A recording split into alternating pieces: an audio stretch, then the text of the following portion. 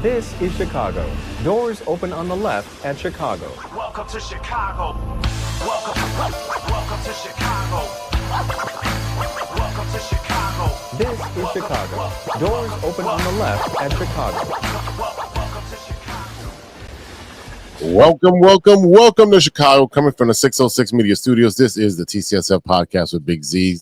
We got JC, Dynasty Fantasy Football in the house, and we got also Stevie B from the No Water in the Weekend podcast. Episode 234 is brought to you by 606 Media, True Chicago Sports Fans. And don't forget to go to 606media.com and get your official TCSF podcast t-shirt, or check out the new line For the Love of Sports. Go over there and get your official merch now. There we go. Look. Oh. Whoa. Look at that. Oh, JC's making some special edition stuff. Every single week it's something new with this guy, and I love it. You know, I love it. Can't wait. I want to go to his place and steal some stuff. Drive over there. Yes, we'll have to drive over there. All right. If you're watching on Facebook, YouTube, X, hit that subscribe button. If you're on your favorite podcast app, remember to give us a 5-star review and smash that subscribe. There you go. There it is. I'm pumped up. It's Monday, not hungover, so let's keep going. What? Oh my goodness, that's a first. Remember, you can support the show with the monthly subscription at anchor.fm/True Chicago Sports Fans. Go over there and click on the support button and subscribe for as little as 99 cents a month. And if you haven't done so, subscribe to the other podcasts in the 606 Media family. You got a Podcated with Big Z, podcast where we dive deep into guest live stories. Each episode features engaging discussions, interviews, fascinating guests, and a healthy dose of humor. And then you also have the No Water on the Weekend podcast with Steven and Sean, a pop culture forward podcast that dabbles in funny trivia, film, television, music, and Chicago-centric news and happenings. Stevie B, how was the last episode? Huh? It's great. New episode is out. It's been out for a little bit. I just did the art cover. It's called Seal a C. So I was making jokes because I love Mountain Dew and I like the regular one, but it's so much sugar. So I've been drinking like the zero sugar one, but just to see Mountain Dew just make these ridiculous, crazy ads. And they actually, been putting out these advertisements even before the Super Bowl, just like small snippets. And then you get to see the full thing. So, me and Sean are singing that song on the show. So you guys, if you want to hear us sing, that's always a great time. Nope, Batman. When you think of that song, you think of Batman. That's it. So definitely. Well, without further delay, let's get into it. We're gonna cover the Super Bowl. So the Super Bowl hangover. The Bears lose their Matriarch and another coach. We'll discuss what the Bulls did in our second half of our show, and then we'll close it out with the Cubs and Sox as pitchers and catchers report. And we'll see how excited we are for baseball now that football is finally over. So, boys, Super Bowl 59 is in the books. What did we think about the team, the game, the halftime show, the whole shebang? JC, and you were probably working. Yes, I was working, but I was getting I didn't watch any of it while I was at work. Usually I'll put it on my cell phone and watch it, but I didn't want to watch it because it was one of those where I wanted the Eagles to win so bad. I wanted Saquon to get one. He was on a bad team, deserved everything he's gotten this year. Right. And it was one of those, I didn't want to watch. I didn't want to give half my attention to the game. But, as I'm doing my work, coworkers are coming by. Oh, dude, the Chiefs are getting 14-0.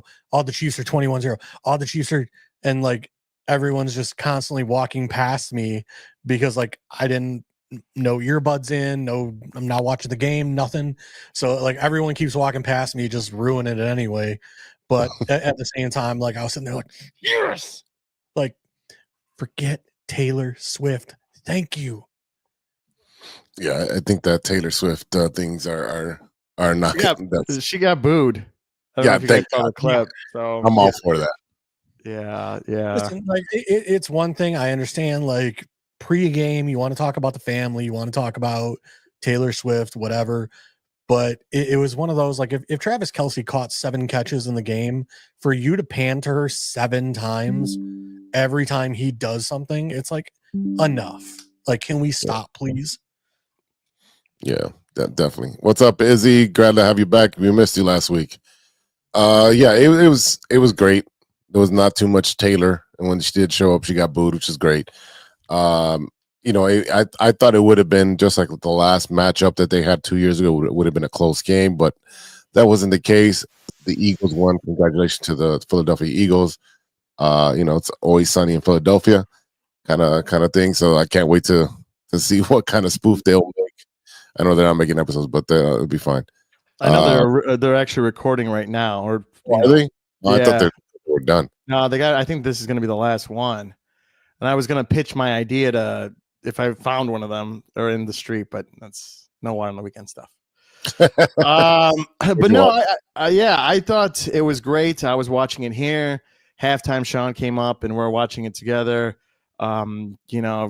Me and him cracking jokes about all these halftime commercials that I thought were great. But again, to see no three-peat, it's kind of nice.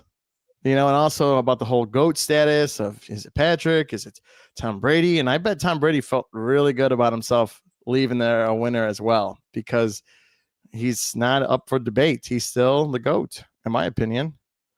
He's still a GOAT. Yes, he is still the GOAT until he's knocked off.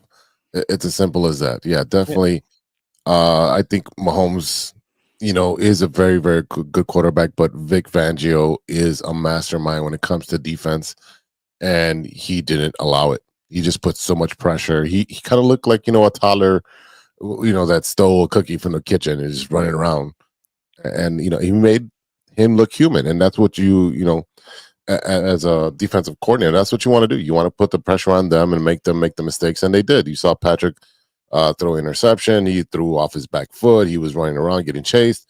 And that's what happens. A lot of that was due to the defense. The offense played good enough. The defense returned a touchdown. I mean, it was very one-sided. So I'm not sure how entertaining it was if you weren't cheering against Kansas City, but at the same time, yeah, go ahead. What does this prove to the Bears, right? Trenches. Like that's all this proves, is that if you want to build a team, build it from the trenches out. Like, we have a great secondary, but I mean, just watching that pass rush get to Pat Mahomes 5 times, 2 turnovers, a forced fumble. I mean, what more can you say than, Jalen Carter and those edge rushers and Bond and Cooper DeJean got it done. I mean, they made the Kansas City Chiefs look horrible. It's not like the Chiefs, they're not really pushovers either. I mean, they have DeAndre Hopkins, they have Kelsey, they have plenty of weapons, but they couldn't get anything done. Yeah, they had mostly passing plays and then didn't even establish the run in the beginning. I mean, not that they could do anything. Again, trenches, secondary with them, but I would have loved to see the bars that are in Chicago that I know that are Chief bars, just a little webcam access to see the sad faces. I would have loved to go do that.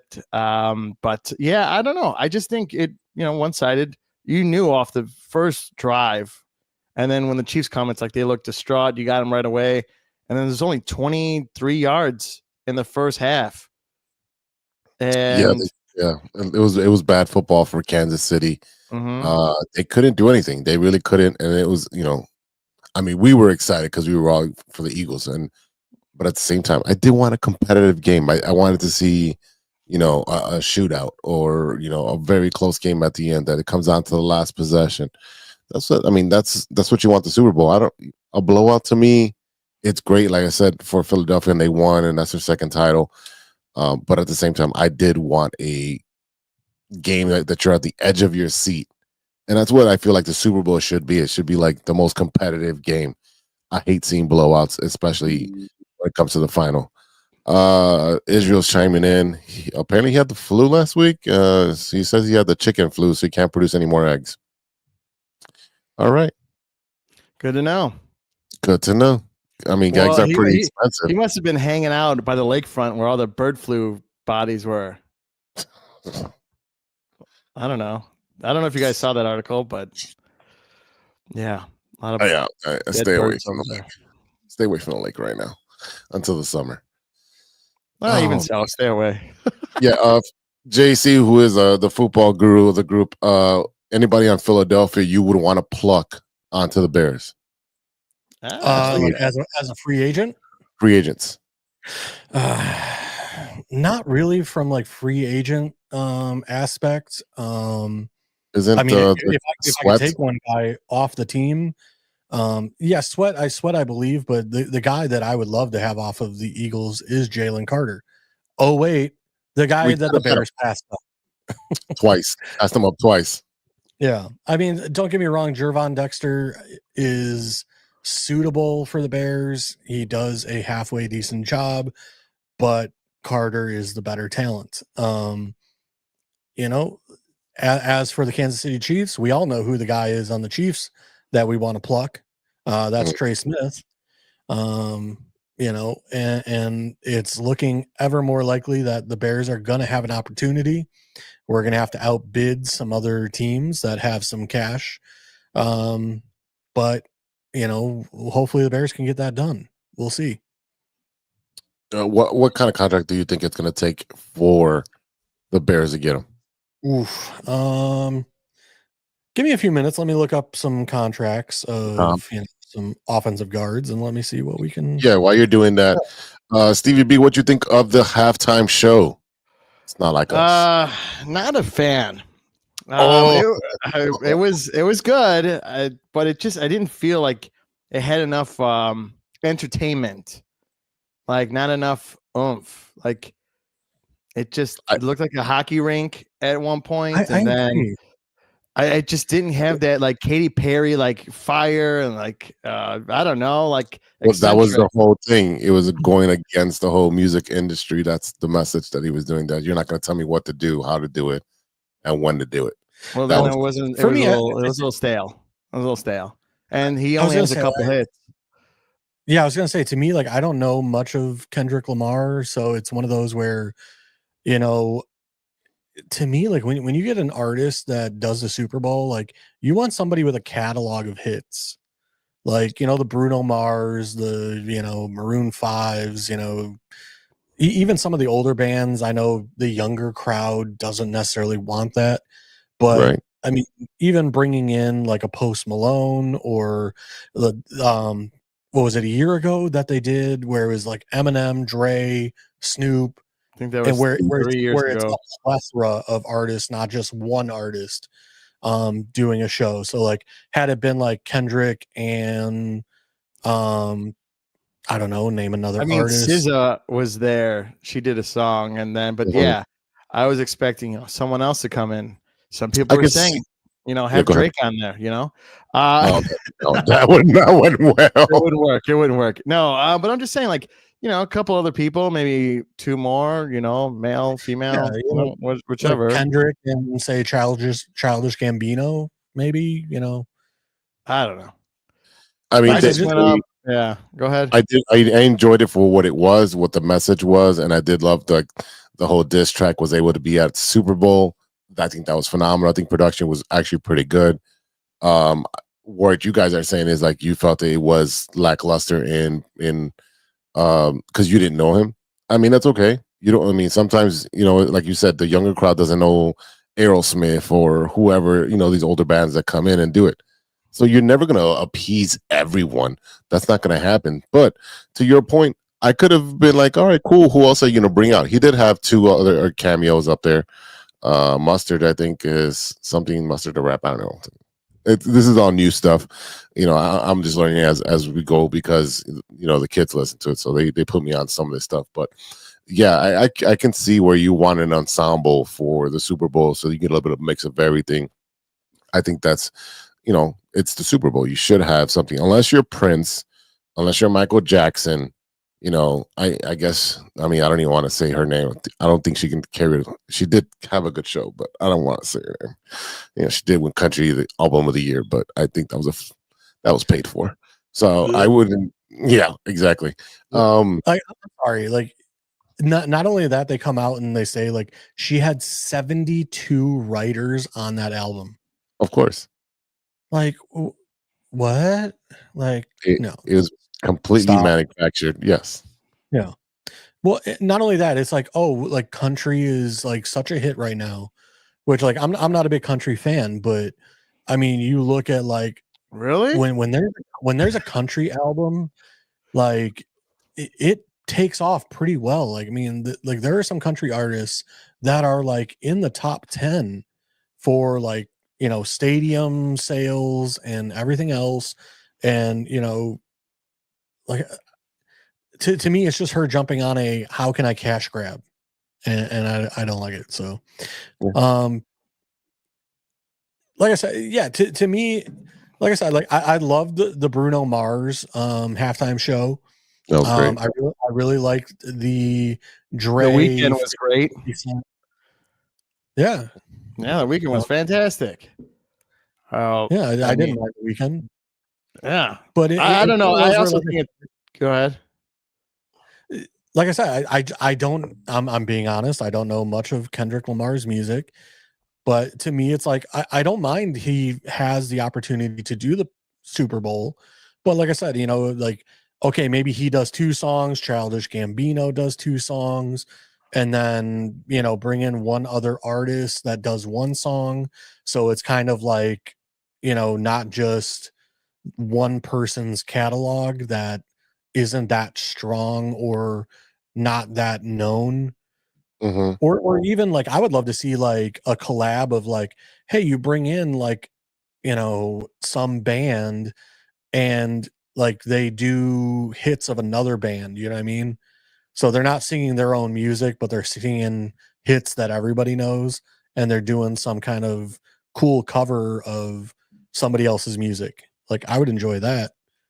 I can see that. Like if you were to put like Bruno Mars and he would be able to cover, because he's that talented. Like he would cover like a Michael Jackson song, a Prince song, and like Yeah. Bruno Mars can do anybody. He can do anything. He's just that talented. And then you pair him up with 2 other artists, and they do a collaboration. Yeah, that'd be great. It would be probably one of the best ones, right? But people are there was a lot of backlash, I want to say, for the halftime show, just because they didn't know who the artist was. But it goes both ways, right? If you have an older good band that is only playing their hits from 20, 30 years ago, and then your young crowd is not engaged in it, so you're not going to appease everybody. And like you said, or all of us, we said we should have a collaboration where we have past, present, and future artists all together, and then it'll be fun. Yeah, like I said, I mean, like you bring in, say, like Slash, or Metallica. like the drummer Travis Barker playing with Kendrick Lamar. Something like I said, like where you get a collab of 2 artists together, putting out a song. Like something I saw that I thought was really cool on the internet the other day was like an emo band covering Pharrell Williams' Happy. And it's basically like, does it emo? Like, does it like can we make this work?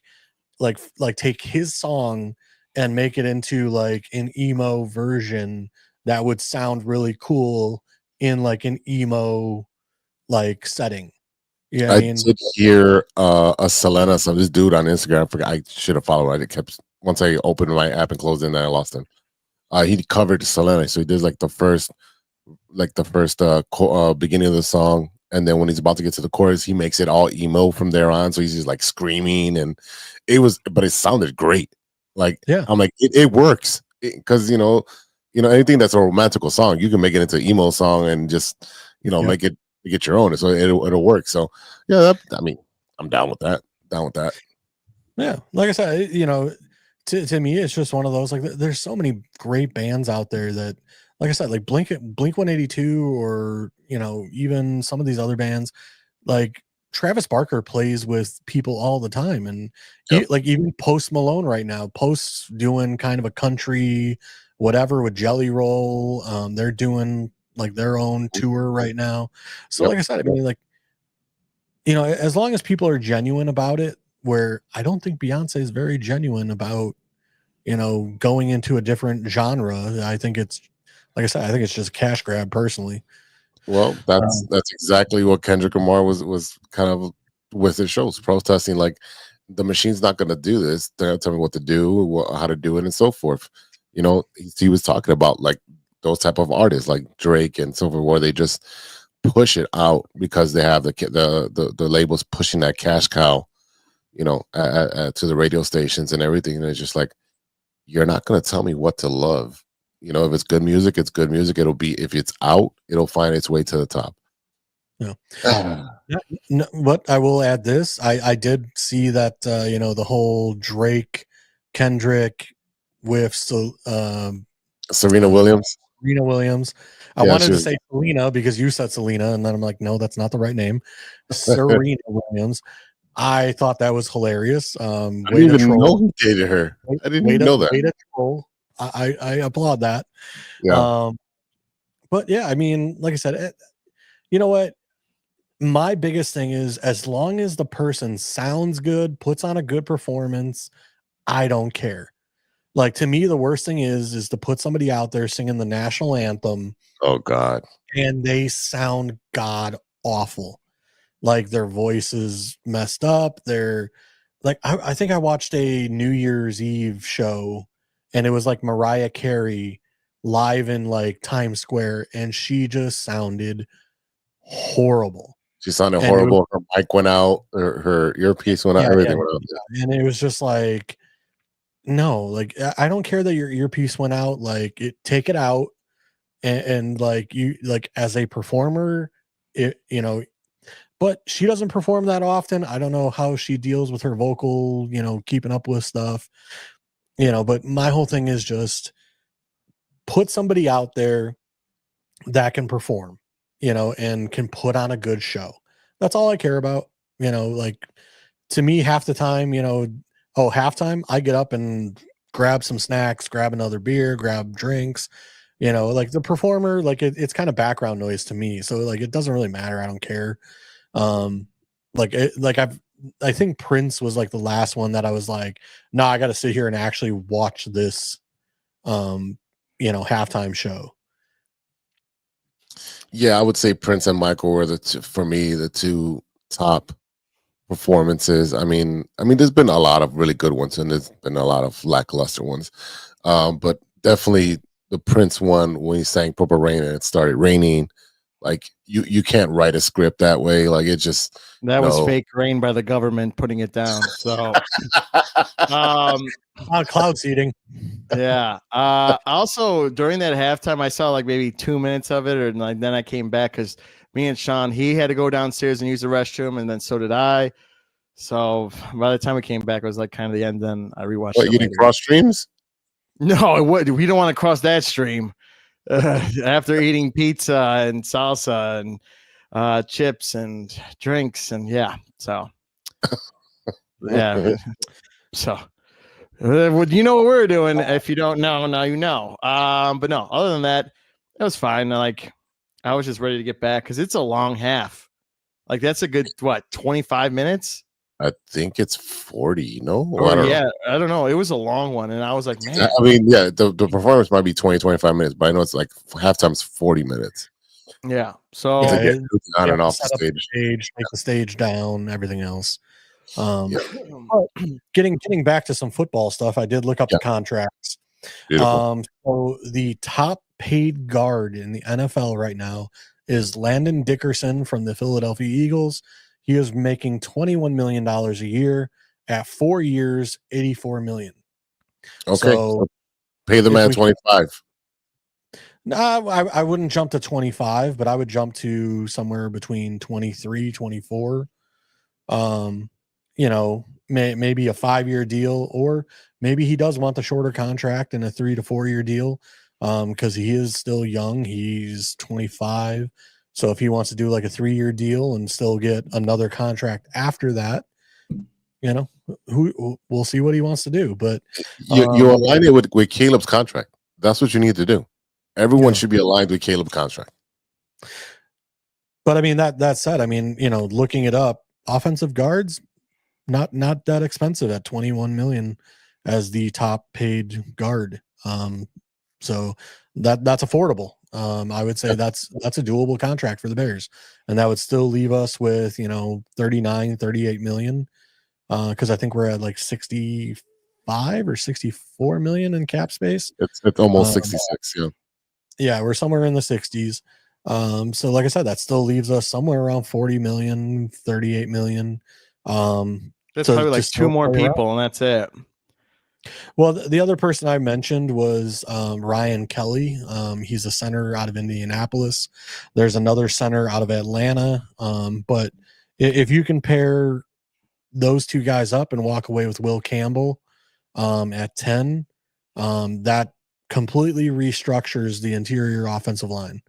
You have Will Campbell, Ryan Kelly, Trey Smith, and then you have Darnell Wright and Braxton Jones. That completely restructures your whole offensive line. Yeah, we still need to look for a left tackle, but there's really not that many true left tackles in this draft. A lot of guys with short arms and other issues that they're not really looked at as a true left tackle. A lot of guys are getting moved inside because of their size, height, athleticism, etc. Well, when does off season begin? When does that start happening? Today. It starts today, sir. I mean, officially, when can you start talking to free agents and signing people? Oh, that's a long time away. Free agency is usually a week to 2 weeks before the draft, I believe. And then usually they can only, I think it's like a 48-hour tampering period. Yeah. Like you can talk and discuss contracts, but you can't officially sign them Yeah. till the open free agency, which kind of ruins things for me because I used to love the fanfare of like Julius Peppers is getting on a plane and he's coming to Chicago. Nowadays, it's like as soon as the tampering period opens, it's like, yeah, so-and-so signed a contract, but he's, it's not as crazy as it used to be because of the new tampering period. Well, that's your Super Bowl right there when the free agency and the draft starts. Yeah, like I love the off season. As you guys know, I'm a nerd for watching film and looking at prospects and finding the young talent out there. But it's one of those that's kind of my thing. I love the football season. I especially love fantasy football, but I don't know why. I kind of geek out about the front office stuff of like finding and talent. Like I just enjoy that aspect of it. Yeah, I totally hear you. Let's pivot over to some sad news, especially some Chicago Bears sad news. Virginia Hallis McCaskey, the only daughter of Pro Football Hall of Famer George Hallis and Bears principal owner since 1983, had passed away this past week at the age of 102. Miss McCaskey was born January 5th, 1923, less than 3 years after her father founded the Bears as the Decatur Staleys and helped create what we now know as the NFL. So she's the matriarch of the Chicago Bears. She assumed control of the Bears in her 60s after her father's passing in 1983, followed by capturing 5 straight NFC Central Division championships. We got a Super Bowl in 85. And she was recently asked if by a Bears fan about what it's like to be a Bears fan. And she's like, I think our Bears fans are wonderful. I'm so glad everyone's learning the Bears fight song. I thought it was one of my favorite parts of the Sunday celebration. Yeah, she was, there was not a lot of interviews. She wasn't really present and, in the media. You would get to see a glimpse to her and during the game. She would be in the box watching the games. But I know she would travel as much as she could to go see the games. And she was well loved and respected by a lot of the players who came in. Like Urlacher spoke about her and Charles Tillman. Like they all went on media and talked how great she was. And it's sad. It's sad. She lived a long life. I mean, she saw pretty much just about every player that came into the Chicago Bears. She saw them play.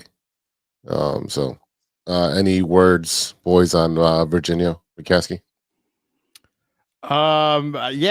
Everything you said, it is sad. It's part of life, and then she lives very long. 102, man. Put me out before that. No, I can't do that, but good for her.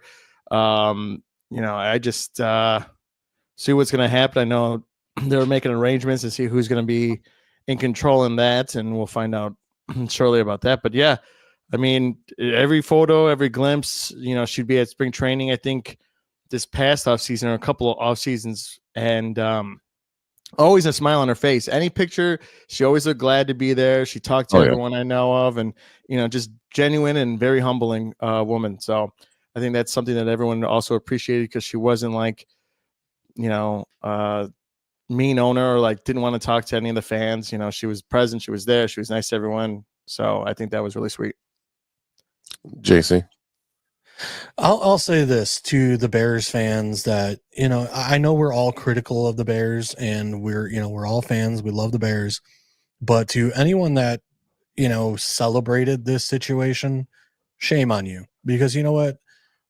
She loved the Bears truly and honestly.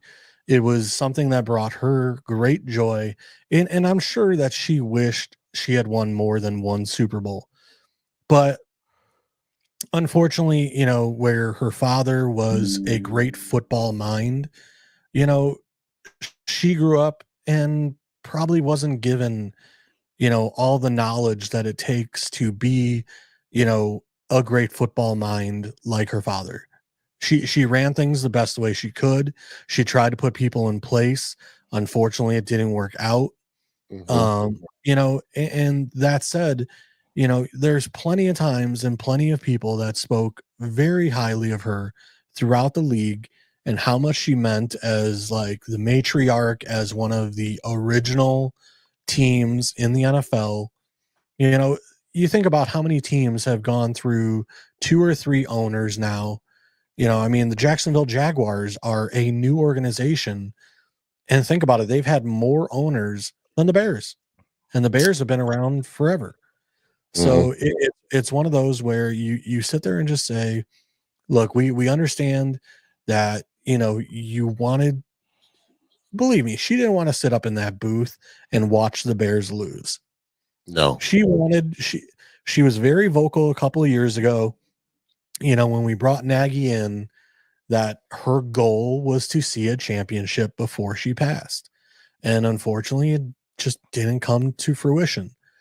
I think that the team that's being put together has a good chance of doing so in the next couple of years.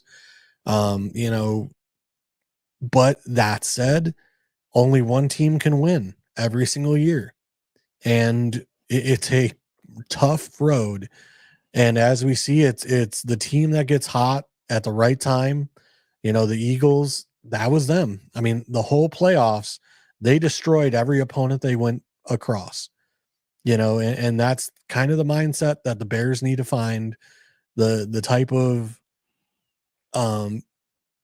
just the wherewithal to compete at the highest level. And I hope they do it in her honor, and I hope it happens soon in for her, but again, to all those Bears fans that, good, great, sell the team, this, that, or the other thing, shame on you for being like that, because she truly did care about the organization, unlike some of the owners of other Chicago teams, Right. that they're just in it for the money.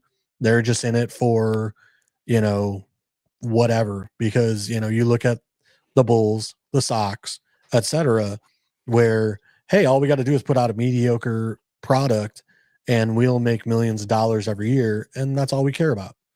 They don't care about winning. They just care about making money. Where, I don't think the Bears have ever done things that way. I think their goal was to win. Unfortunately, it just didn't pan out. Yeah. I did get to meet her at one of like a Bears Fest or whatever, and I actually have, I don't know if you guys can see that. She actually signed, that's pretty cool. She signed my football. And she was How many there. signatures you got on there?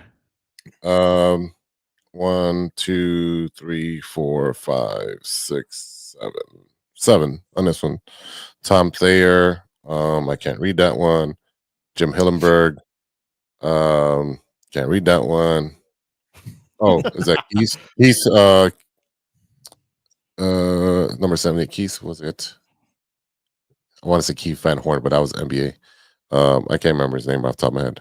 I don't know who that is. Number 63, and then I have her, and I don't know who this is. George something. Oh, George McCaskey. So her, and yeah, I got both of them on there. She was sweet. She was sweet. She stopped me. Her daughter stopped me because I had a Bears shirt with the original logo on it. Not usually people would wear the big C or just the image of the bear, and I had the original logo of the Bears. I bought a shirt, and they stopped me like, "Where'd you get this shirt?" And I was like, "Oh, I think I got it at Kohl's." She's like, "No way! I'm gonna have to go to Kohl's now and go get it." I'm like, "Oh, you own the team. You can get whatever you want, lady." Yeah.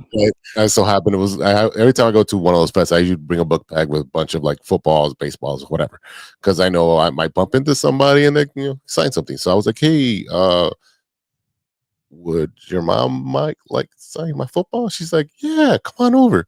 She's like, "We're friends now." I'm like, "Okay, I love that." So yeah, she was super sweet. Man, She's can I get one share of the Bears? 1%. I would have said, "Can I get a job?" Well, by I want a job with Jerry because you never get fired. No, you just get promoted. Exactly. I mean, get promoted. I mean, that's the kind of job I want. To always three things. I would always say, I was broke when I got here. You're doing a great job, boss, and it wasn't me. Mhm. So three things how to succeed if you're the organization for the White Sox or the Bulls. Those three things. It was broke when I got here. Yeah. So that's really nice. That's a great story, Big Z. Yeah, thanks. There's another sad story from the Chicago Bears. Former Bears head coach Dick Duran passed away this week as well after a brief illness. He was 74. Duran spent 36 seasons in the NFL, 8 as a player and 28 as a coach. He serves as the Bears head coach from 99 to 2003. He was named the NFL coach in 2001 after leading the Bears to the NFC Central Championship with a 13-3 record. Jim was also interim head coach with the Lions in 05 and the Bills head coach from 06 to 09. He recently was the Browns defensive coordinator from 11 to 12. So I do remember those early Bears seasons, and it was nice to actually turn it around, for a very short time. But I thought he was a pretty good coach for the Bears. I mean, not many coaches got us to 13-3. So you got Nagy with that 1 year. You got Lovey. You got Dick Duran. Definitely another. It's a very hard week for the Chicago Bears fans, and to lose a coach and the matriarch of the Chicago Bears. Yeah, I don't remember much. I think I was 9 or 10 and really wasn't. I was playing video games, so I take your word for it, guys. But later on, I of course got into it. But yeah, JC, go for it. Yeah, I mean, I'm kind of in the same boat as you. Kind of young for middle years. Growing up, you're a child at that time. You're still a Bears fan, but you don't know who, your favorite players, but you don't really know the coaches, right? When you're younger, of Mike Ditka or of Lovie Smith or whatever, but you don't really follow them or what their career has been or how good they are as a coach when you're young. But again, yeah, like we said, sad time for the Bears that you never want to see anybody pass away. Especially 71. That's not 74. young, but or 74. It's not young, but it's not 102 either. So condolences to the family. Absolutely. I hope everything turns out for the family. And go Bears. Go Bears. Absolutely. Go Bears. All right, ladies and gentlemen, we're going to take a quick break, 60 seconds. You'll hear Stevie B's voice on the new commercial. And we'll be right back. We'll wrap it up with some Bulls and baseball. So don't go anywhere. Hey there, Chicago enthusiasts. Are you ready to take your fandom to the next level? The True Chicago Sports Fan Podcast has got you covered with some serious cool merch that screams Chicago pride. From cozy sweaters to trendy tank tops, we got it all. Show off your love for the city with our iconic red, white, and blue logo, or stand out with our exclusive collection for the love of sports. Whether you're lounging at home, breaking a sweat at the gym, or cheering on your team at a game, our gear is a must-have for all you diehard Chicago sports fans out there. Don't hesitate. Visit bonfire.com/store/606-media-store/. Or simply just click the link in the description and snag your gear ASAP. Get ready to make some noise, show your pride, and embrace the Chicago spirit with True Chicago Sports Fan Podcast merch. Designed for you, the ultimate fan, for the love of sports. Oh, look at that, JC. We got to get your company on here, man, with your logo and all that stuff. We'll have Stevie B do another voiceover. There it. Oh, he switched his hats. That's a nice one. That's a nice one. That matches my hoodie and all that stuff. I'll make it as simple. Just you see at the bottom right there, it says 606media.com. Go there, you hit the merch button, it'll take you straight to the store. You don't have to worry about typing anything, just go straight there. Again, all the podcasts. You got to make more of those hats for us. We'll just drive over there and pay you cash. Right. That's the way to do it. I love cash. Cash is king. But yeah, go down to 606media.com and get those hats. Find all the podcasts, all the merch. We got to get No Water in the Weekend. No Water in the Weekend merch up on there pretty soon, or we can just do it through JC. So again, this is just temporary until we get everything set up. So again, welcome back to TCSF podcast. JC's with us. We got Stevie B. We'll talk a little bit of Chicago Bulls. The Chicago Bulls, finally made some trades. Didn't get any draft picks. They got their own. But yeah, exactly. Yeah, literally. Yeah. And it's crazy because they won their first game after that. And then they got demolished by a real team called the Minnesota Timberwolves. They got blown out by the Warriors. Well, they got, the thing is that they were up 18 or something like that on the Warriors. And then Steph's like, all right, none of this is enough. This team sucks. I can do this on my own. And just started shooting lights out. And then Jimmy Butler is playing against the Bulls, and he wants to show off. So he always plays very well against the Bulls, and it was also the 1-year anniversary of his father's passing. That's why he had he had Butler the third on it. Oh, okay, I didn't know that. Yeah, I was like, why? Since when did he put the third? And then I read that it was a 1-year anniversary. So I know that Jimmy's happy, and Jimmy's always happy at the beginning, and then he just turns sour like milk. It's just bad. I don't know. I saw a great video of Jimmy Butler not being happy already in California because it cost him like $159 to fill his gas tank. Oh yeah. And he's like, you got to be kidding me. He's like, can I send this bill somewhere? Like, get a tax return? Like, good Lord. Yeah, it's. Hey, you make that money, and maybe he's trying to be frugal, but you make money and you're getting taxed in California. You're not getting all that money. You figure the gasoline in Florida is probably what, like $3 a gallon, versus like California, it's probably like $7-8. Mm-hmm. Like it's expensive in that Bay Area for gas. So welcome to what you wanted. Right. And I don't think they play in San Francisco either. I think they play outside of it, just like every other one of those teams. So and you got to drive everywhere in California. It's one big vast a suburb. That's how I feel like when I went to California. I went to LA, I'm like, this is just one big suburb. Like, it's just huge.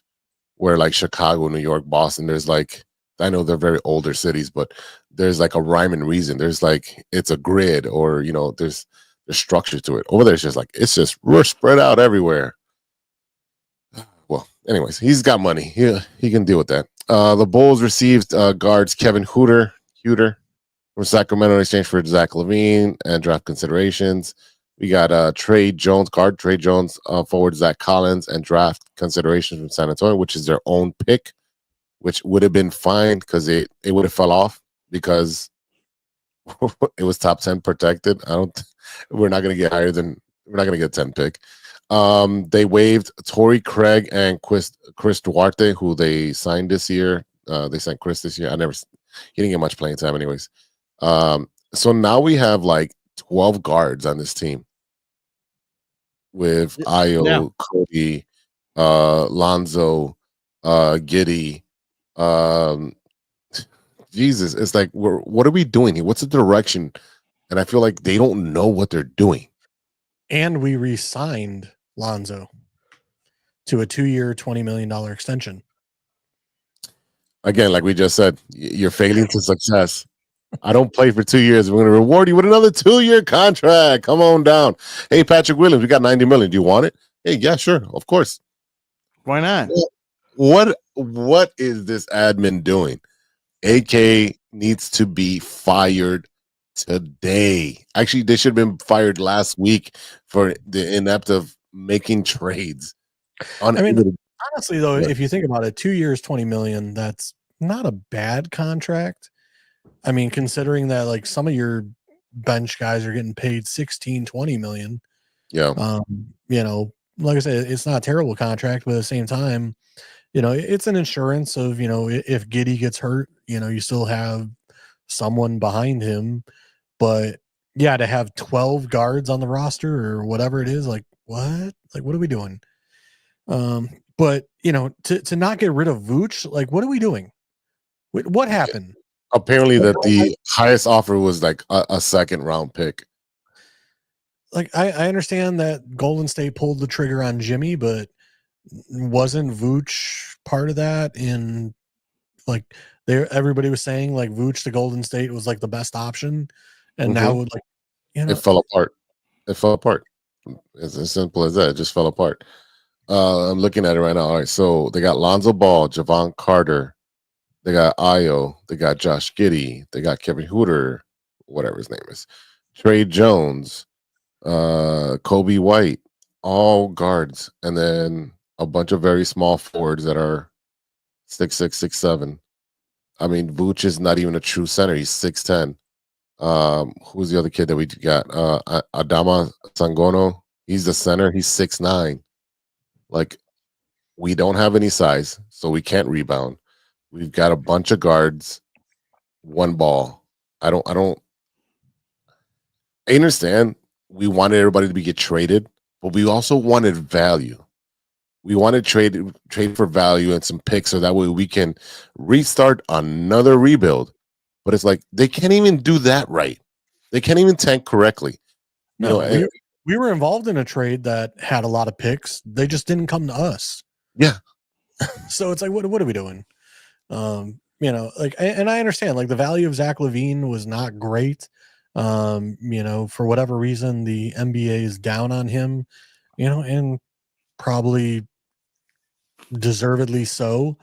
But you know, in a league where there's only first and second round picks in a draft, we're getting offered seconds. You know, the NFL draft, there's 7 rounds. You know, like there's a reason why you get offered third and fourths. But yeah, there's still value there. To not get a first in the NBA, 1 first, if not 2 firsts for a player, like you're failing as an organization. Absolutely. I'm not going to go to any Bulls games. I'm going to boycott it. I know I wore a hat last week, but I mean, just the staple of what it was built on and how lucky we get, you know, to get Jordan, to get Pippen, to eventually all those draft things, picks, trades, whatnot. I don't know. It seems like we're waiting to strike gold because we had gotten Derrick Rose and Joakim Noah and then Luol Deng and the Kurt Heinrich. Like you actually had pieces that you were acquiring. Now it's like we're not acquiring anything. Like we're saying we have 10 guards. Why aren't we getting someone else who's a big man? Why did we let Drummond go? Why did we, you know, now we're scoring, but we have no defense, really. So I know Well, the league is all whole point, man. offense, but still, like it's a hard thing. Like again, we don't know what they're doing. Off season, I'm just ready for the playoffs to actually start soon, and eventually. I mean, I don't know. It's just frustrating and really, there's like nothing to really look forward to when you go to a Bulls game. No, Well, I mean, they shouldn't win another game at all. Really, to be honest with you, I don't want them to win another game. And the problem is that you got pretty good pieces in Kobe and Io and Lonzo and Vooch that can win you games. And players got to play. I understand that players are going to do whatever they're going to try to win. Or the organization needs to be like, Vooch, doesn't your back hurt? I need you to go sit down for like 2 weeks and then come back and play one game and then be out for another 2 weeks, because there's no reason and I love Vooch as an offensive scorer, double machine. If he's used right, he can get you 25 to 30 points a night and 10 rebounds. But against bigger centers, against the Embiids and the Giannis, is like he shrinks and he gets intimidated. He doesn't play well against those guys. You should have traded him. I think they'll trade him in the offseason, if not renew him. I can see a scenario where they renew him. Yeah, same. If the highest you got was a second for him now, what are you going to get in the offseason? Exactly. With less time on a contract. Yeah. The Bulls organization needs to be blown up and start over. It probably won't this upcoming season when after we're done, but I don't know. That building is going to be very quiet after the season's over with, and everyone's going to go on sabbatical for a bit and wait till probably 2 weeks. Oh, everyone come into the office. Let's have a powwow meeting, and we'll figure this out in 2 weeks. Kind of seems like you're going into that like unprepared, no plan of success. It's just like everyone keep doing what you're doing. We'll get there. It's like you've got a 84 Honda. And you're just still, or 93 Honda, I'll even say, or 98. And you're just thinking this thing's going to keep going. We got this car. We'll add some new parts to it. It's going to work like a beaut. And it's not. It's still a piece of shit 1998 Honda. Hey, Hondas run forever, man. Well, so does my Mitsubishi, but it's in the shop right now. But besides the point, it's in the shop. I can't get, I have to start it every day or else the battery dies. But my point being is like you're preserving the three-peat, 2 3-peats, right? And then you get close because you go against LeBron, and then you lose, and then Derrick Rose gets hurt, and then we do all this what-if stuff, and then now it's like there's no what-if, it's what are we doing? But yeah, I'm not gonna. I don't even watch. I haven't watched one game at all. And if I do see it, it's on. It's at a bar. If I'm there, I'm not gonna watch it. No, it's on the background while I'm playing MLB The Show or whatever, just because I know how this is going to turn out. Like the Golden State game, I'm like, I should have bet it. I should have, they were down 14 or 18 points. I'm like, Golden State's going to come back. I should have bet it. And I'm like, no, I did it, and then whatever. But that's what you're going to see. You see the Bulls come out on fire in the beginning, or they're going to be lackluster and get blown out. It's just going to be bad basketball. I mean, I know the NBA's already. We talked about this ad nauseum with the NBA being bad basketball as it is. But there's nothing to cheer for right now in Chicago. All right, let's transition over to our. I do want to say one last thing. So Nate Robinson needed a kidney transplant, and he did get one from a liver donor. So he is he's in the hospital. He's recovering. Everything seems to be going super smooth. So I'm glad to hear Nate the Great got what he needed to still be here with us, because he was exciting. He was fun. Even when the Bulls weren't doing so great, or they were, but it was still fun to watch. Yeah, definitely. Nate was one of the smallest big man. Definitely the heart of a big man and the size of a little man. But man, can that guy play? And he when Derrick went down, he stepped up and he did what he could to win some games for us. So shout out to Nate Robinson. Hope you feel better, buddy. Baseball. Are we excited about baseball? Because the Cubs will be reporting soon, and the Whitesox as well. But the Cubs look like they're going to be playing a little sooner than everybody else because they'll be playing in Japan versus the Los Angeles Dodgers, March 18th and 19th. So within a little bit over a month from now, there's baseball. I know I'm excited to see that just because the champs. That's right, the Dodgers, my second team. Los Doyers. Doyers. That's right. They pretty much picked up every All-Star and kind of looks like my MLB team on PlayStation. Pretty much. Yeah, and to be honest with you, if you look up and down the Cubs roster, it's not a bad roster. Very defensively sound. It's going to be like they're going to save runs and win some games because they can play really good defense. The pitchings look strong. I'm unsure about the bullpen right now. They did sign a closer from the Astros. Houston, Ryan Presley. You got Tucker, right? Another bat for to replace Bellinger. I mean, there's some light here, and I know, like, as baseball fans or even Cub fans, you guys are like, oh my God, why did we get the biggest free agent? Oh my God, why are we spending so much money? I really think that, while I give them a lot of shit for not spending any money, but they are doing it kind of the right way where they're not spending too much money on these players to have more money to spend around the whole team. They have a really good defensive team. I still think they need a big bopper. They need a bat that the MLB is afraid to pitch to, and that's what you don't have. So, right. I don't know. What is your thoughts on the Cubs? So they're discussing to sign Justin Turner if Alex Bregman doesn't happen. Ew. Now, Justin Turner has some Dodger. history with the Cubs. And not in a good way. Well, with the fans, I should say. Not really with maybe the Cubs. But, he said some things in the postseason. I mean, it's, trash talk. Of course, that's going to happen. I think everyone holds on to that. He is a bat. I don't know if he could hit as hard as he can like he was, like, a couple of, maybe 4 or 5 years ago, 4 years ago, 3. But I really like this Alex Bregman. But it's the tweet you sent out yesterday with Justin Seal, something's brewing or something's interesting. That got me thinking that we're close to Alex Bregman. And I would like that signing. But again, are we going to have to extend him? What's going to have to go on with that? So we'll see. I think Bregman wants a 6-year contract. Detroit's only offering 5. I'm not sure what the Cubs are offering at the moment.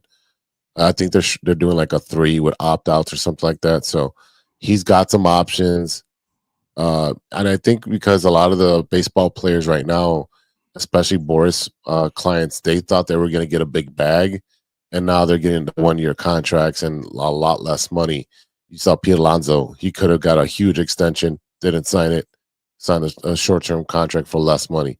Belly, same thing. Like, you've seen a lot of these players trying to hold out and squeeze the as much juice out of the orange as possible, just because they're a Boris a client. It's starting to backfire. It really is starting to backfire of these players being greedy to get it. I mean, I say that because we don't make money, but like, they're trying to do their best to get the most money, but this baseball money is just. It's just astronomical for what they do. I mean, it's NBA is the same thing. I think NFL is still okay, and I think NHL is getting underpaid for the amount of work those boys do on the ice. So, are you excited to see this series against the Dodgers in Japan? I mean, I am. I know Shota Imanaga is set to. For his tone for the sophomore year, right? Plus, he's going to be, back home. It's going to be exciting. That when he pitches, it's going to be electric. Because he's going to have, be comfortable, be excited. It's a 2-game series, I believe. Yes, sir. And I'm excited. It's going to be great. I don't know the time the game would start.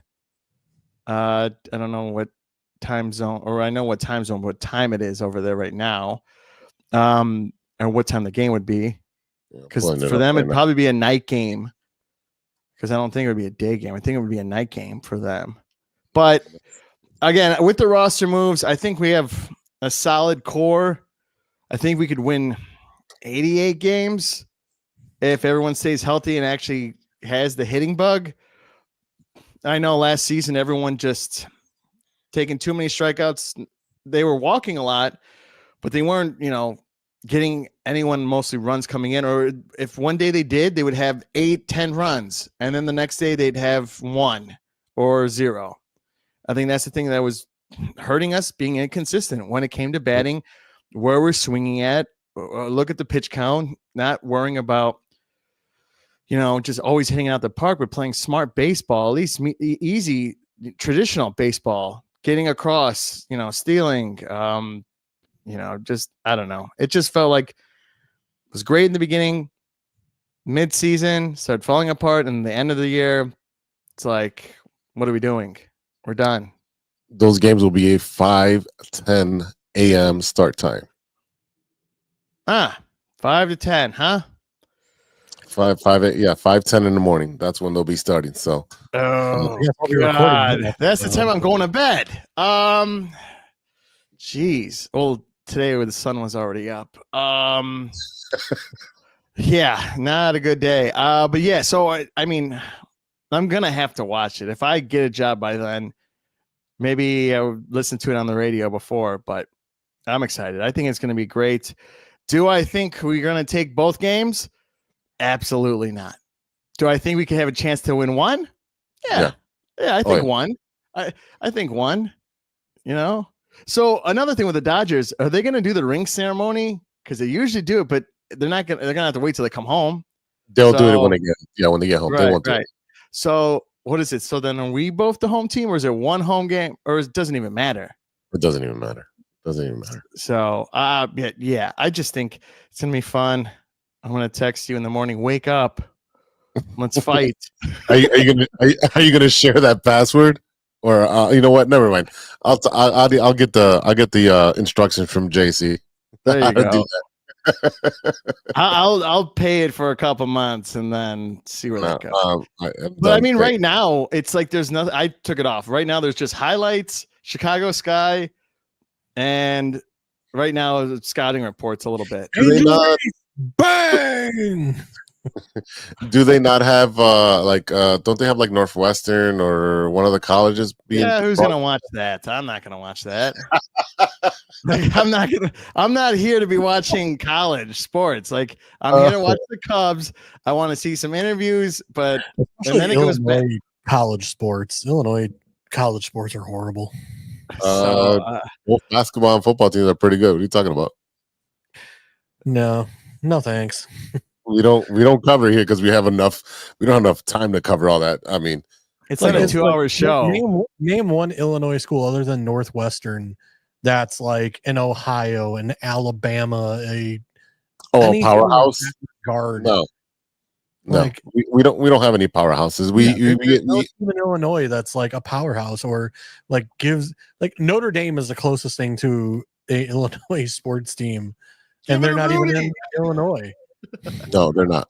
No, but I mean, they fall into the same category with every sports team that we have here.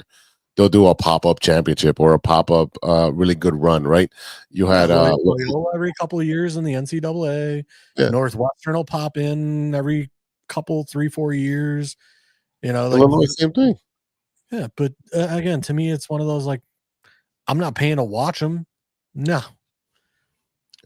If they're on ESPN2 or some channel, like what it used to be, 740 or 741 on ATTU verse but they shut that channel down, didn't they? The Chicago Sportsnet.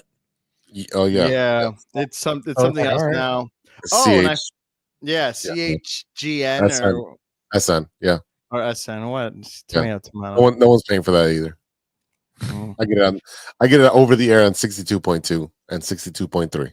So, I will be getting that new powder blue jersey.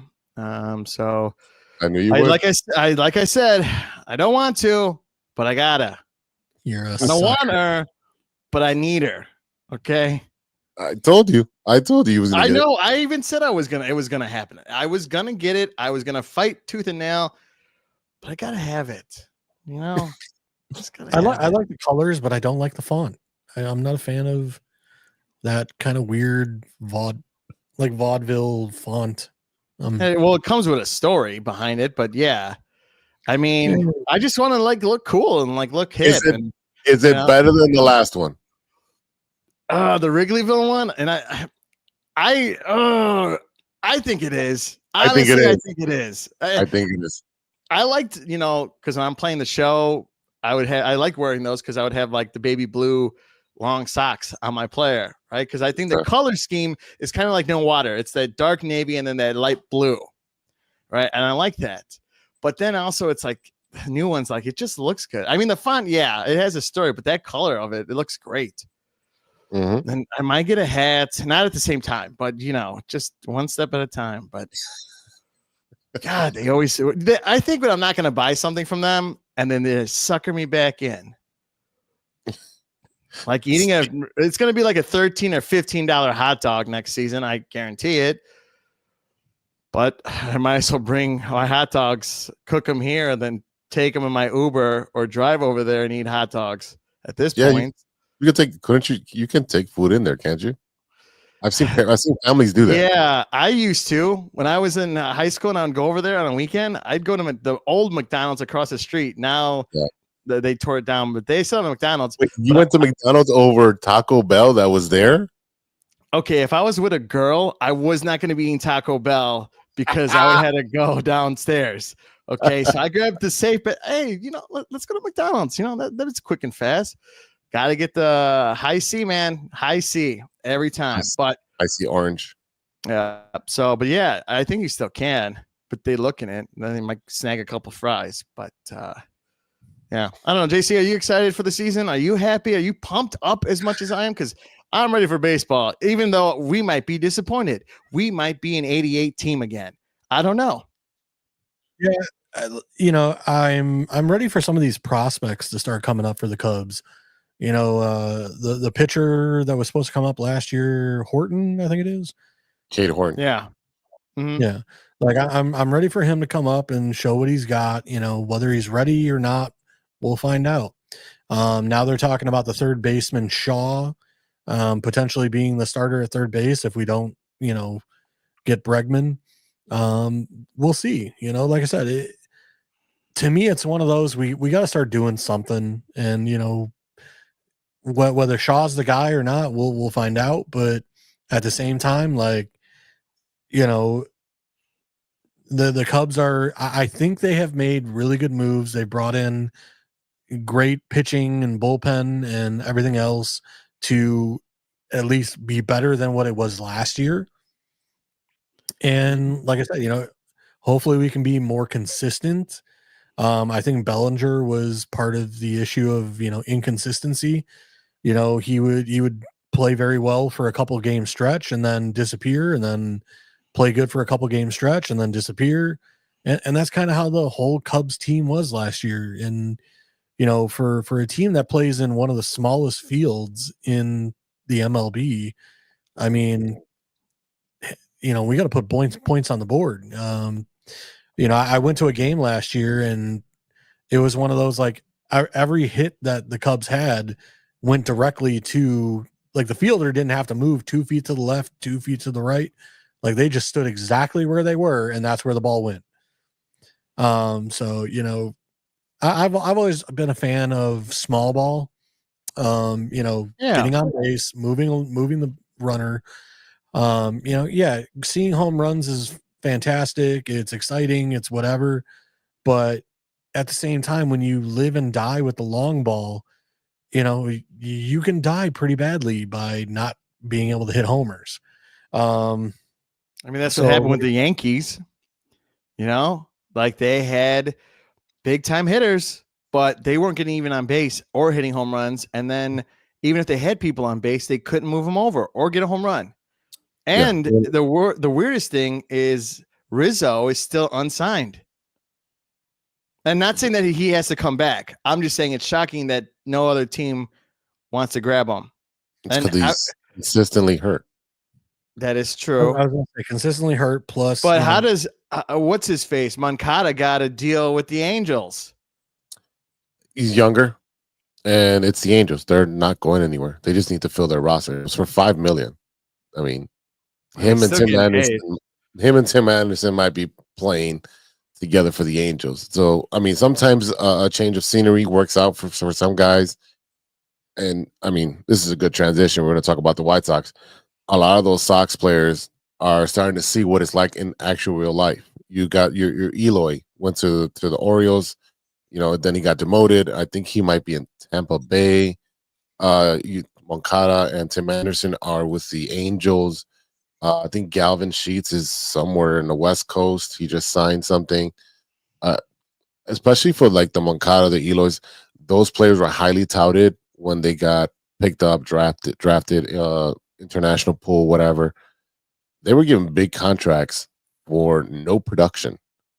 So you kill the hunger. Whereas you have a high school baseball player, he gets drafted, he's got to play in the minor leagues for 4, 5, 6 years. He stays hungry to get to the show. If you don't have that hunger, why? Oh, my hamstring hurts. Oh, my abdominal hurts. Oh. Then you have the NBA, right? You have Joel Embiid. Oh, I don't feel good today. I have a headache. I'm going to stay home. That's what you have. You give them entitlement for no production. You give them all this money, this king ransom, and they haven't produced for anything. And that's why I feel like these contracts should be incentive based. Here's a base salary. And if you are a top tier talent, guess what? You'll make top tier money based on your incentives. If your batting average is over 300, here's an incentive. If you hit 50 home runs, here's an incentive. If you win the Gold Glove, here's an incentive. If you go to the playoffs, here's your incentive. You have to incentivize these contracts because you're killing the hunger. You're killing the hunger out of these professional athletes. So nothing much on the White Sox news front. They're not signing anybody. Doesn't even matter. The only thing I want to talk about is the amazing giveaways that we given away at the White Sox games this year. So, boys, we will be going. We will be going to some White Sox games. What are they giving away? All right, let me start off. I will not be going. What? Unless it's a what? Unless it's $1 million, I will not be going. Come on, JC. Come on, have some good Polish or cash prizes. I'm sorry. Getting a hat is not going to do it for me. No. Well, you're not okay. I'll get the hat and then I'll sell it to another Sox fan that doesn't. I need to get that hat. Oh, here's $30. Give it to me. There you go, and it pays for our beer. Good. I will gladly take White Sox money. Gladly. Yeah, there you go. They have a 1907 replica jersey. Okay, nothing exciting there. A 1920s jersey hoodie. Looks pretty cool. The Dick Allen bobblehead. That's got to be a must for, especially with him passing recently. And I have his autograph, so I got to get that. They do have a 1940 varsity sweater. Looks pretty legit. The hat, I like it because it was the 93 division hat. It looks cool, but I'll probably skip that. I am not going to go there for the radio. I'm good on that. The Hawaiian shirt is the 2005 Champs Hawaiian shirt. As much as I love the 2005 team, that is a no for me. I don't wear Hawaiian shirts. You should. I think it'd be great. It'd be funny. No, because that's just an excuse to get bigger and bigger. Because big guys wear Hawaiian shirts. One is definitely, if you guys are down, this is Saturday, August 23 versus Minnesota. It is a kind of, and I know you guys are Cub fans, but it is kind of a Ditka sweater vest. Instead of the Bears, it says Sox, and it's in all blue with red stripes. That's pretty cool. And then the biggest things that I'm excited for is the Burley, Garland, Garcia, and Contreras bobblehead. So it's a 4-piece bobblehead on Sunday, July 13th. And you also have Ozzie Guillen bobblehead on August 10th. And Ken Griffey Jr. bobblehead August 24th. And then they're going to have a replica of the statue for Burley on, I think that's July 11th. So bobbleheads, I don't know how that became an obsession. Probably because when I was season ticket holder, I just got so many, and now I just can't stop. If you get all that stuff, that thing behind you is going to be rearranged and redecorated. Yeah, I'm gonna need another couple of these, another 2 or 3 of them. Yeah. Again, and I got my Javier Baez bobblehead, and I have a Tommy Hawk bobblehead. That's it. That's all I got. I mean, I got 2 bobbleheads last year. So from I think it was Justin Steele for 4th of July, and I don't know what the other one is. I can't think of it. I think it's I don't know. But yeah, I mean, they have great stuff. I'll go with you, and I'll just grab it and sell it. All right. Or you pay me. I mean, we'll just get $5 tickets. I mean, it doesn't matter. Yeah, I mean, honestly, like I'm going there to pregame before I go to actually go out.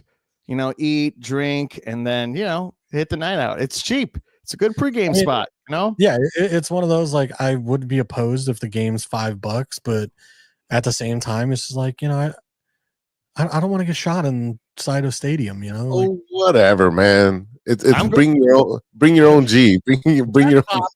Pew, pew. Yeah, I'm A going. little excitement in your life, JC. A little bit of excitement. The birds. I don't like going places anymore nowadays that I gotta wear a bulletproof vest for. Oh, we gotta make one that says "True Chicago Sports" on it. Get Kevlar.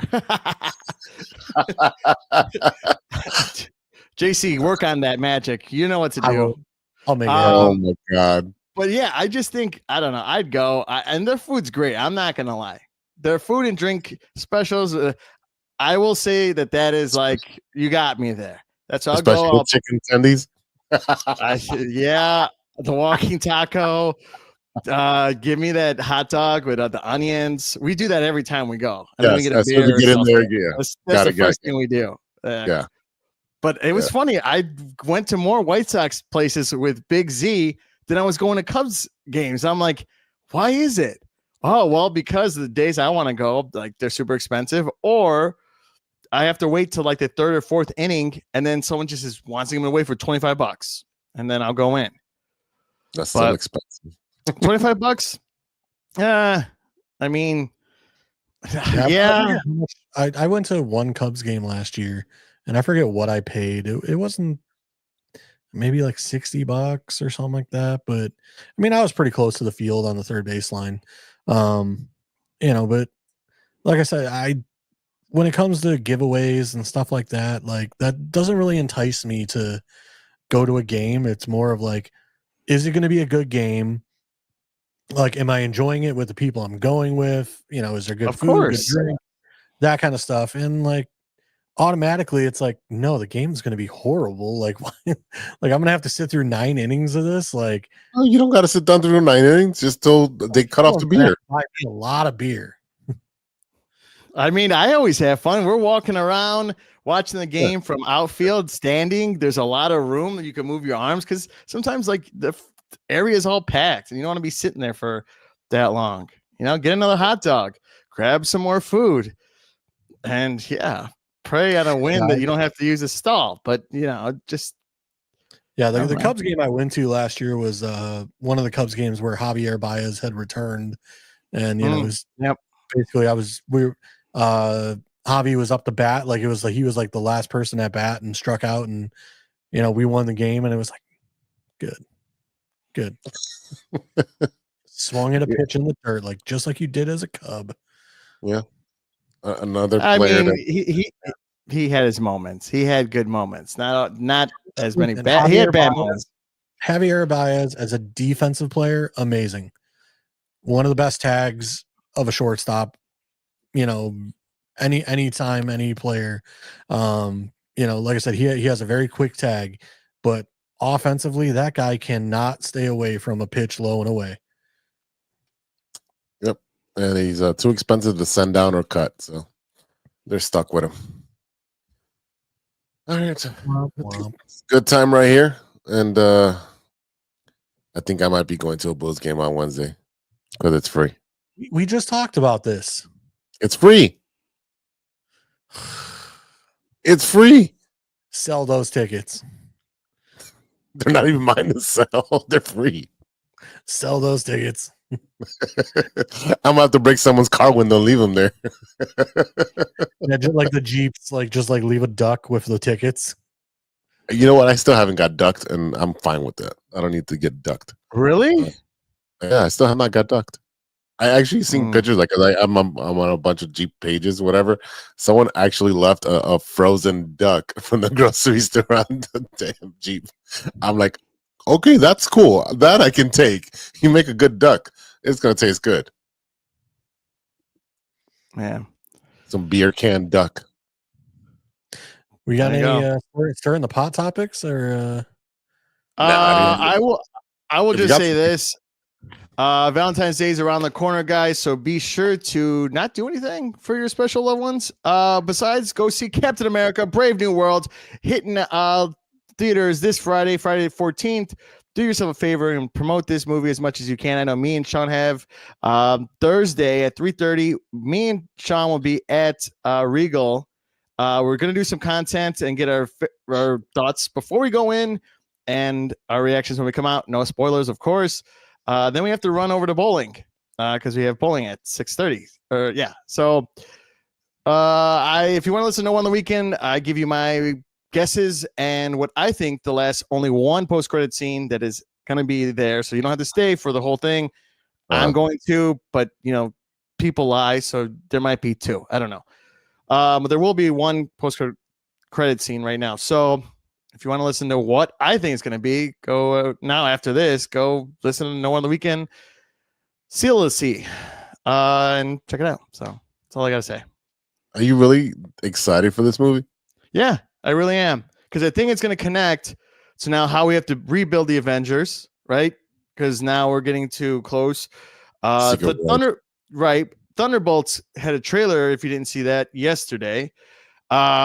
Sentry has two split personalities. That's who the villain is. And he's like the Marvel Superman kind of thing. So now you got a bunch of U.S. soldiers, super soldiers, a couple of the villains that you have, Red Guardian.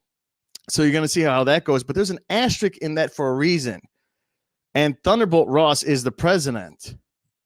So maybe that asterisk will be changed to the Dark Avengers. We don't know. Or maybe the Red Hulk has to come back and fight because these guys are outnumbered, and I don't know how they're going to win. So I don't want it to be a cheesy ending. I know someone's going to die. So, yeah, we'll see. I'm excited, and then Daredevil comes out in March, and that looks awesome. God, a lot of content. Yeah. Huh? I don't think I've seen anything for Daredevil yet. You could watch the original series. It's on Disney Plus if you want to catch up. You do have to watch the Defenders at some point. First two seasons, Daredevil, Defenders, and then it'll go to the third season, and then you'll be caught up for March. You got time. Oh, it's a series. Yeah, they're continuing and leaving off from where it was at. Okay. All right. How many seasons of Daredevil are there? 3, but if you watch the Defenders, it's only 8 episodes. So there's a total, I think, of 10, I think, and I think they're close to an hour. So you got time to watch that. This one looks really good, really gruesome, and the action scenes look great if you haven't seen the trailer for that. And then Jurassic World trailer came out in Fantastic Four. So I've been geeking out this whole past week and whatnot, and giving my spiel on the show. So lots of content for your show. So go over to listen. But I will say this one last thing. July, I think we all should get passes for AMC or Regal for the month because you have Jurassic Worlds coming out on the 11th. The following week you have Superman, and the next one you have Fantastic Four. So 3 weeks out of July 4, you're gonna have box office movies. So how much is a season pass or whatever monthly pass? It's like $24 or $27. Oh, so it pays for itself, right? It yeah. So, or are you going to be able to get a shield, a popcorn shield? I got to go to AMC. I think I'm going to send my dad to go to AMC to pick it up because the AMC by me is by what is it? That's the one with the like a foldable shield. The Regal one, I think it's just doesn't move or do anything. So there's an AMC right by my parents' place. I'm like, dude, just park, walk across the street. So you want the bucket, get the popcorn because my mom she loves movie theater popcorn, and then bring that home. And then when I see you on Sundays, just bring that over, and I'll give you the money. But I was gonna say, like, I have a small AMC theater by me in the Norwich theater. Yeah, I know where that one's at. I don't know if they ever do the buckets though. I don't know. They have to. I think it's standard for every AMC. But if you get a JC, it's a great way to flip things right away. I didn't flip that Batman one yet, and I waited too long. Maybe I'll have to get up in the morning and go grab a bucket. They open at like I think 10 or 11, so you should be good unless you are like me and go to sleep at maybe 5:30, almost 6 o'clock in the morning. But no, don't be that guy. Do not be that guy. I'm by like 1:32. Well, that's around the time I wake up anyway. But you know, what am I going to do? So that's pretty much it. Get a job. That's what you're going to do. I'm trying here. I'm trying to do this Twitch thing, and I will let you guys know. And it'll be probably this Friday. Trying to get when that's all set up. I have the name. It's going to be under No One on the Weekend on Twitch. You could find me now and get ahead of it. So then when we start getting it going, we should be good to go on Friday. I'm Big Z. If you want to come on Friday, the three of us, we'll be on Twitch. We got this setting in the way the camera that I have actually it fits really well and it minimizes it, and the accuracy, it's not really pixelated, so it actually could get us on there. Moved some stuff out of here so it's a little bit more space. So if we get that going Friday, you should see us on Twitch, and join the show with us. And then afterwards, you'll see me playing video games, and then we'll do the shows on Twitch on Friday. So you get a little bit of both of me and Sean here and there. So it'll be exciting. JC wants to drive over here. That'd be great too. On Friday, I won't be available. Or whenever day to even do. I'll just get jam-packed in this room and do True Chicago Sports. But I'm down for that. That'd be, and then we'll buy some merch. So, yeah. So everybody live in studio. Funny enough, we actually just got a Twitch comment. Polar Nights, as a barber, I like the show sports and beards. It's every stage of the beard growth because I literally trimmed it all down. JC's got the medium, and then Steven's got the I gotta trim mine's a little. That's too long. Mine is very I have the gray fox going. So mine doesn't look as full or filled in, but that's because it's gray. So it kind of just blends in with the, color of my skin. So yeah, that's why I shaved mine. It was very, very gray. Like on one side, I have like one big old gray patch, and the other side it's not as gray. So I'm like, you know what? Let me just trim it down. I'll keep the beard, but I just got to trim it down. Enough is enough with that. All right, boys. I think it's time to go. It's time to go. Yeah. All right. Thank you to our listeners for sticking and supporting us through 234 episodes. Thank you to our sponsors, 606 Media, True Chicago Sports Fans. Check us out on social media. Hit over 606media.com. You can find all the podcasts on there. The latest one is usually posted up on the front, is always on the front page, but you can find No One on the Weekend. You can find mine, Impodsicated with Big Z. You can find True Chicago Sports. And hopefully when JC gets ready to post his, you'll find his. You'll have pages of his own. So yeah, I have it all set up. I just have to actually record a session and post it. There you go. If you have a story to pod comment or topic, or you want to argue with us on whatever it is, sports or food or whatever it is, hit us up at truechicagosportsfans@gmail.com. We'll get back to you very soon. All right, y'all. For JC and Stevie B, I am Big Z. We'll see you next time for episode 235. And until then, be good to each other for the love of sports. Swoosh.